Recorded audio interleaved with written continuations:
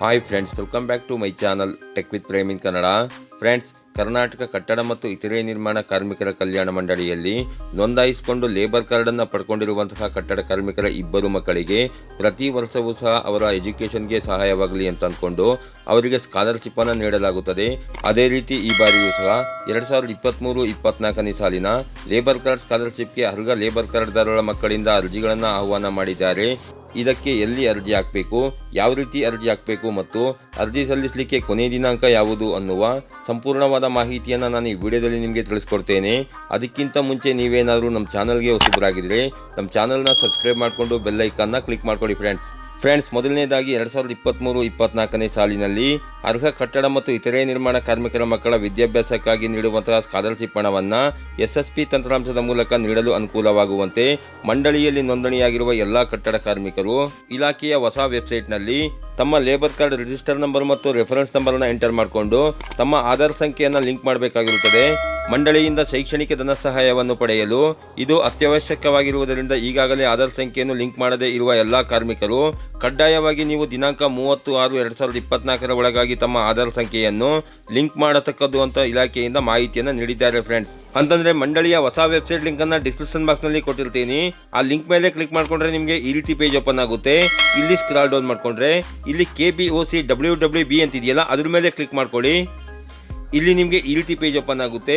ಇಲ್ಲಿ scroll down ಮಾಡಿಕೊಂಡು register as construction worker login ಅಂತಿದೆಯಲ್ಲ, ಅದ್ರ ಮೇಲೆ ಕ್ಲಿಕ್ ಮಾಡ್ಕೊಳ್ಳಿ. ಇಲ್ಲಿ ನಿಮಗೆ ಈ ರೀತಿ ಪೇಜ್ ಓಪನ್ ಆಗುತ್ತೆ. ಇಲ್ಲಿ ನೀವು ರಿಜಿಸ್ಟರ್ ಅಂತಿದೆಯಲ್ಲ, ಅದ್ರ ಮೇಲೆ ಕ್ಲಿಕ್ ಮಾಡ್ಕೊಳ್ಳಿ. ಇಲ್ಲಿ ನಿಮಗೆ ಈ ರೀತಿ ಪೇಜ್ ಓಪನ್ ಆಗುತ್ತೆ.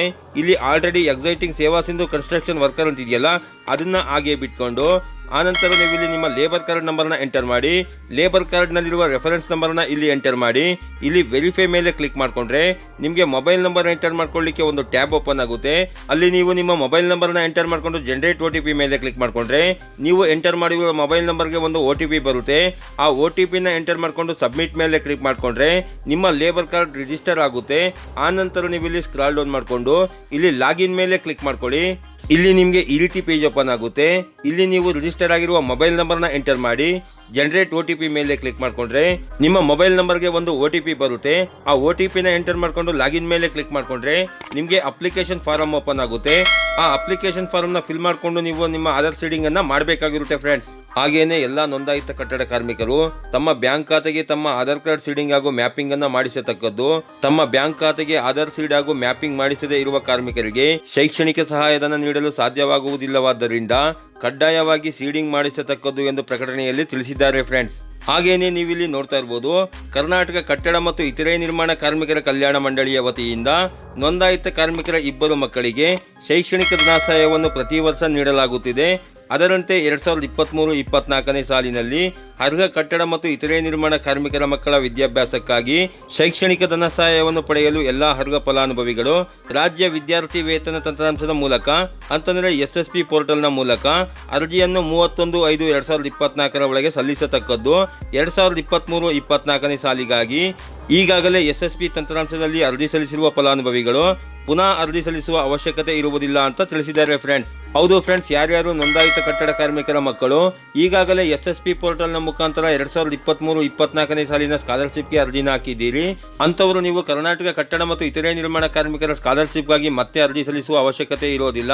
ಆದರೆ ಯಾರ್ಯಾರು ನೋಂದಾಯಿತ ಕಟ್ಟಡ ಕಾರ್ಮಿಕರ ಮಕ್ಕಳು 2023-24ನೇ ಸಾಲಿಗೆ ರಾಜ್ಯ ವಿದ್ಯಾರ್ಥಿ ವೇತನ ತಂತ್ರಾಂಶದಲ್ಲಿ ಅಂತಂದ್ರೆ SSP ಪೋರ್ಟಲ್ನಲ್ಲಿ ಇದುವರೆಗೆ ಯಾವುದೇ ಸ್ಕಾಲರ್ಶಿಪ್ಗೆ ನೀವು ಅರ್ಜಿ ಸಲ್ಲಿಸಿಲ್ಲ ಅಂತಂದ್ರೆ ನೀವು ಕರ್ನಾಟಕ ಕಟ್ಟಡ ಮತ್ತು ಇತರೆ ನಿರ್ಮಾಣ ಕಾರ್ಮಿಕರ ಕಲ್ಯಾಣ ಮಂಡಳಿಯ ಸ್ಕಾಲರ್ಶಿಪ್ ಅನ್ನ ಪಡ್ಕೋಬೇಕು ಅಂತಂದ್ರೆ ನೀವು ಕಡ್ಡಾಯವಾಗಿ SSP ಪೋರ್ಟಲ್ನ ಮುಖಾಂತರ ಅರ್ಜಿಯನ್ನು ಸಲ್ಲಿಸಬೇಕಾಗಿರುತ್ತೆ. ಫ್ರೆಂಡ್ಸ್, ಹಾಗೇನೆ ಮತ್ತೊಂದ್ಸರಿ ಹೇಳ್ತಾ ಇದ್ದೀನಿ, ಕಟ್ಟಡ ಮತ್ತು ಇತರೆ ನಿರ್ಮಾಣ ಕಾರ್ಮಿಕರ ಕಲ್ಯಾಣ ಮಂಡಳಿಯಿಂದ 2023-24ನೇ ಸಾಲಿನ ಸ್ಕಾಲರ್ಶಿಪ್ ಹಣವನ್ನು ನೋಂದಾಯಿತ ಕಟ್ಟಡ ಕಾರ್ಮಿಕರ ಮಕ್ಕಳು ಪಡ್ಕೋಬೇಕು ಅಂತಂದ್ರೆ SSP ಪೋರ್ಟಲ್ನ ಮುಖಾಂತರ 2023-24ನೇ ಸಾಲಿನ ಸ್ಕಾಲರ್ಶಿಪ್ಗೆ ಅರ್ಜಿನ ಹಾಕಿರಬೇಕು ಮತ್ತು ಲೇಬರ್ ಕಾರ್ಡ್ದಾರರು ಮಂಡಳಿಯ ಹೊಸ ವೆಬ್ಸೈಟ್ನಲ್ಲಿ ತಮ್ಮ ಆಧಾರ್ ಕಾರ್ಡ್ ಸೀಡಿಂಗ್ ಅನ್ನು ನೀವು ಕಡ್ಡಾಯವಾಗಿ ಮಾಡ್ಕೊಬೇಕಾಗಿರುತ್ತೆ. ಫ್ರೆಂಡ್ಸ್, ಹಾಗೇನೆ ಇದರ ಬಗ್ಗೆ ಇನ್ನೂ ಹೆಚ್ಚಿನ ಮಾಹಿತಿ ನಿಮಗೆ ಬೇಕು ಅಂತಂದ್ರೆ ಇಲಾಖೆಯ ಸಹಾಯವಾಣಿ 155214ಗೆ ಕರೆ ಮಾಡಿ ನೀವು ಇದ್ರ ಬಗ್ಗೆ ಇನ್ನೂ ಹೆಚ್ಚಿನ ಮಾಹಿತಿನ ತಿಳ್ಕೊಬಹುದಾಗಿರುತ್ತೆ ಫ್ರೆಂಡ್ಸ್. ಹಾಗೇನೆ ಈ ವಿಡಿಯೋನ ನಿಮ್ಮ ಫ್ರೆಂಡ್ಸ್ಗಳಿಗೆ ಹಾಗೂ ನಿಮ್ಮ ವಾಟ್ಸಪ್ ಗ್ರೂಪ್ಗಳಿಗೆ ಆದಷ್ಟು ಶೇರ್ ಮಾಡ್ಕೊಳ್ಳಿ ಫ್ರೆಂಡ್ಸ್. ಈ ರೀತಿಯ ಒಂದು ಸಣ್ಣ ಮಾಹಿತಿ ಇತ್ತು, ಈ ಮಾಹಿತಿನ ನಾನು ನಿಮಗೆ ತಿಳಿಸ್ಕೊಟ್ಟಿದ್ದೀನಿ. ನಾ ವಿಡಿಯೋದಲ್ಲಿ ತಿಳಿಸಿರುವ ಮಾಹಿತಿ ನಿಮಗೆ ಉಪಯುಕ್ತ ಅನಿಸಿದ್ರೆ ವಿಡಿಯೋಗೆ ಒಂದು ಲೈಕ್ ಮಾಡಿ, ಕಮೆಂಟ್ ಮಾಡಿ, ಶೇರ್ ಮಾಡಿ. ಹಾಗೇನೇ ನನ್ನ ಚಾನಲ್ಗೆ ಹೊಸಬರಾಗಿದ್ದರೆ ನನ್ನ ಚಾನಲ್ನ ಸಬ್ಸ್ಕ್ರೈಬ್ ಮಾಡಿಕೊಂಡು ಬೆಲ್ಲೈಕನ್ನ ಕ್ಲಿಕ್ ಮಾಡ್ಕೊಳ್ಳಿ ಫ್ರೆಂಡ್ಸ್. ನಾನು ಹಾಕುವ ಮುಂದಿನ ವಿಡಿಯೋದ ನೋಟಿಫಿಕೇಶನ್ ನಿಮಗೆ ಆ ತಕ್ಷಣ ಬಂದು ಸಿಗುತ್ತೆ ಫ್ರೆಂಡ್ಸ್.